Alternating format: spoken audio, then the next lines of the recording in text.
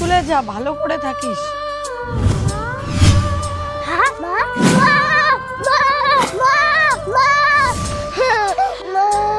বস পেয়ে গেছি, দেখ তো কোন নিয়ে চল আমরা তোর মায়ের কাছে নিয়ে যাচ্ছি। দেখে তো মনে হচ্ছে ভালো করে, বাচ্চা কাচ্চা নেই তো? না মা। ঠিক আছে। এটা আমার ছেলে, কাঁদিস না রে বাবা।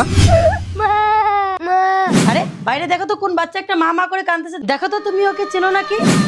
মা আমাকে ছেড়ে দিও না, মা ওরা আমাকে ঘুম মেরেছে। আরে কি হলো, তুমি চিনো নাকি? না না, ওকে আমি চিনি না, চিনি না। মা যত সব ভিখারি বাড়ির বাচ্চারা মানুষের বাড়িতে আশ্রয় নিতে চায়।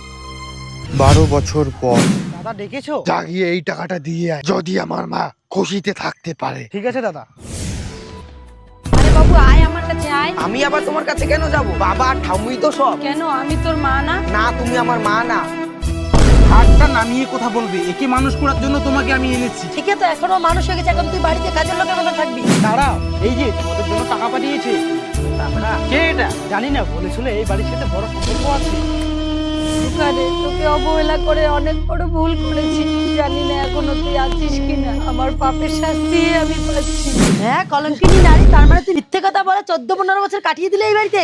আর না দাদা, ওদেরকে তুমি আর টাকা দিও না, তোমার মায়ের উপর খুবই অত্যাচার করে ওরা। বলো কি? হ্যাঁ, তখন আমি অনেক বড় ভুল করেছি, আমার ছেলেকে অস্বীকার করে।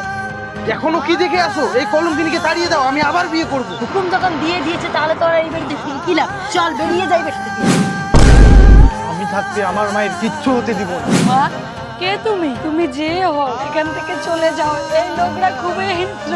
না মা, তখন আমি চলে গেছি, আর এখন না মা।